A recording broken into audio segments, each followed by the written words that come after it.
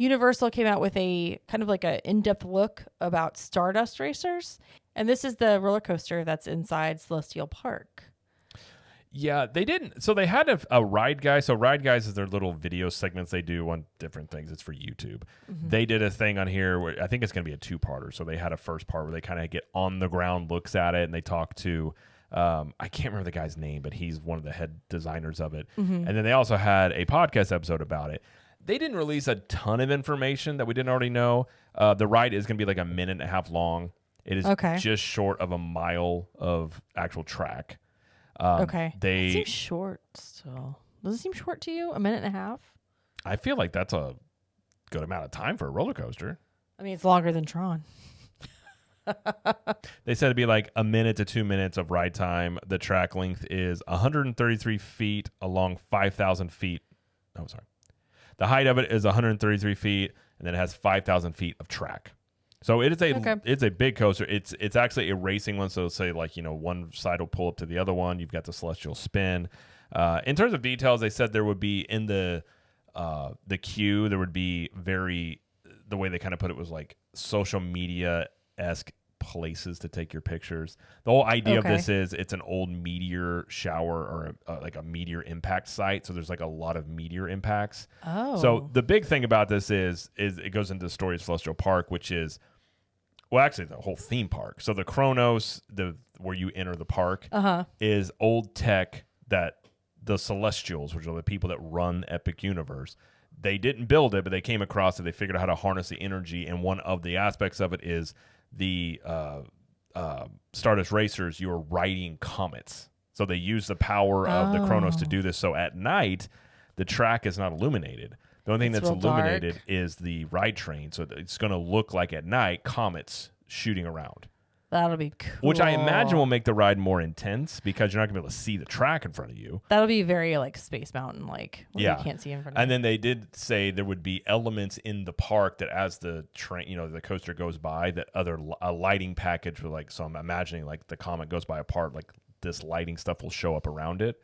So very much like at nighttime, there will be different things that you'll see versus during the daytime. That'll be so cool. Yeah. They also did mention in the hotel and in Celestial Park, there is a nighttime ceremony. It's like when it goes from day to night, there's a ceremony that takes place. Oh. Like there's a lighting package in the hotel, and in Celestial Park, there's a whole ceremony that goes on of like the nighttime part of it. So very much it's going to be a unique park in terms of like during the day and at night. But as the ride specifically itself, I think they said it goes up to 62 miles per hour. It obviously has inverted crisscross, known as Celestial Spin. So it's a very intense coaster.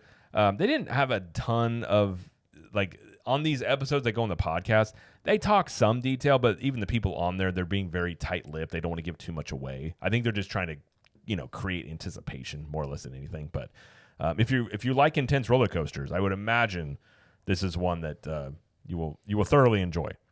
Yeah. It sounds like it. Which the guy helping design this, they asked him his favorite type of roller coaster, and he was like, a family coaster. He goes, I just like to watch people go by. So he was saying, like, I'm the same shoes as him. Like, he doesn't like going upside down, even though he's designing this coaster. But they did say that, and one thing I do like about Universal, there's the child swap area, and he said that has really great views of the coaster in the child swap area. Oh, and so I do think that's one thing Universal does better than Disney is those child swap areas. We're having a dedicated room for families to like sit there and then do switch offs and things like that. They're going to have this in here as well. Good. They do that well. Yeah. That's cool. All right. I don't have anything else to add because I just don't know much about it, but I am excited. I do like a roller coaster. I mean, obviously I'm excited about Epic Universe. I think the whole park at night is just going to look great. Like has a very unique look to it. So I want to be there end day at night to check it out. But that is. Don't you worry. When we actually do get to go, we will stay there all day. We will be there from park open to park close. I promise. Oh, I don't care what you do. I will. I will stay there. Oh, I'm not included in this. I mean, if you want to stay, that's great. If you're like, hey, we're going back, I'm like, I love it. He doesn't even include me. See you later. That's so nice. No, I would love for you to be there with me. But if you're just like, honey, we're leaving, be like, bye.